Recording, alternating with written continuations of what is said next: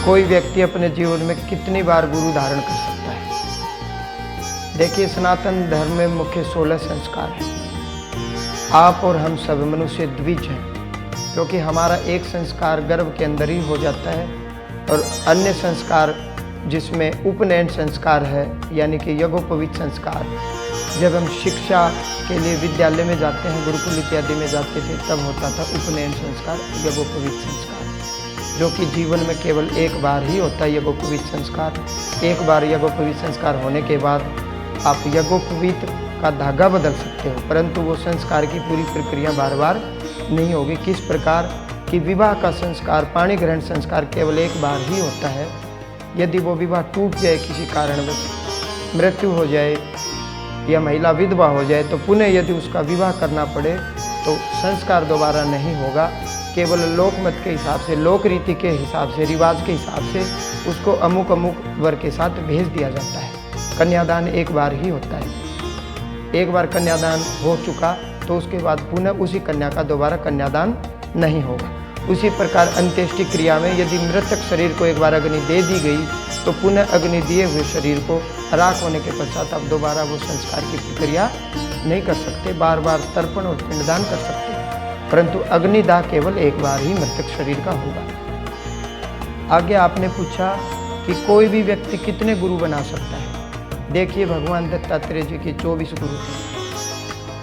आपने पूछा कि कितने बना सकता है, तो कोई भी व्यक्ति कितने भी गुरु बना सकता है। भौतिक जगत में आप विद्यालय में गए, 12वीं तक आप गुरुओं के श्री चरणों में पढ़े, फिर आप कॉलेज में गए, वहाँ आपको अलग गुरुजन मिले, फिर यूनिवर्सिटी में गए, विश्वविद्यालय में गए, वहाँ आपको अलग गुरुजी प्राप्त हुए।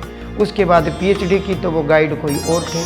तो इस प्रकार समय समय पर आपके गुरु बदलते गए और किसी भी मनुष्य का, चाहे लड़का हो या लड़की, प्रथम गुरु माँ कही गई है, क्योंकि माँ ही बच्चे को बताएगी कि उसका पिता कौन है। माँ ही उसको दुग्धपान कराएगी। तो किसी भी महिला या पुरुष की प्रथम गुरु माता बताई गई है, उसके बाद विद्यालय के गुरु और फिर आध्यात्मिक जगत के गुरु। अब आपने अगला प्रश्न किया, क्या गुरु का ब्राह्मण होना अनिवार्य है? तो ब्राह्मण कौन? ब्राह्मण वो जो सनातन विधा से, वैदिक परंपरा से, जो विज्ञान पर आधारित बात करे, जो वेद का जो विज्ञान है उसको पूर्ण रूप से समझे, जो वेद पढ़े और पढ़ाए, यज्ञ करे और करवाए, दान ले और दान दे। मुख्य रूप से जो ये 6 कर्म करे। अब दान कई प्रकार का है। विद्यादान, जलदान, क्षमादान, अन्नदान, भूमिदान, कन्यादान, अनेकों प्रकार के दान कहे गए हैं, अनेकों प्रकार के यज्ञ कहे गए हैं, ज्ञान यज्ञ। अब आपके मन में कोई प्रश्न आया और मैंने उस प्रश्न को शास्त्रीय भाषा में आपको समझाया, तो ये आप और हम मिल करके ज्ञान यज्ञ कर रहे हैं, ज्ञान की चर्चाएं हो रही हैं, तो ये ज्ञान यज्ञ कहा गया है। तो कोई भी व्यक्ति जो ये 6 कर्म करेगा वही ब्राह्मण कहा गया है। जो ब्रह्म में रमण करे, जिसका आचरण शुद्ध हो, उसी को ब्राह्मण कहा गया है। अब मैं इसका शास्त्रीय प्रमाण देता हूँ। सिख समुदाय में क्या गुरु गोविंद सिंह जी ब्राह्मण थे? क्या संत रविदास जी ब्राह्मण थे? मीराबाई ने उनको गुरु धारण किया और श्री हरि की प्राप्ति की। क्या संत कबीरदास जी ब्राह्मण थे? तो अनेकों अनेकों संत महात्मा बताए गए। माता झलकारी बाई, जो महारानी लक्ष्मीबाई के साथ, जिसने आपके लिए, हमारे लिए अपने शरीर का, अपने प्राणों का बलिदान किया, इस मातृभूमि के लिए सब कुछ न्योछावर किया। क्या महात्मा ज्योतिबा फूले ब्राह्मण थे? इसके अलावा दत्तात्रेय जी के 24 गुरु थे।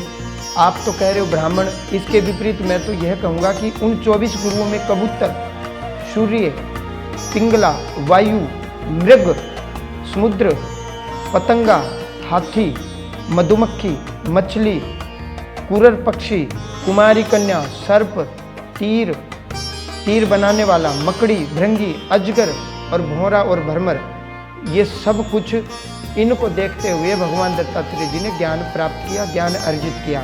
तो ये तो मनुष्य ही नहीं है, इनमें तो बहुत से कीट पतंग हैं, मधुमक्खी इत्यादि हैं। तो ब्राह्मण का होना अनिवार्य नहीं है। वस्तुतः आपका गुरु कैसा हो?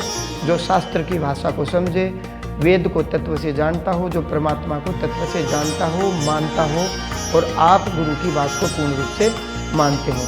आप ही शिष्य नहीं बनेंगे तो गुरु चाहे कितना ही ज्ञानी हो।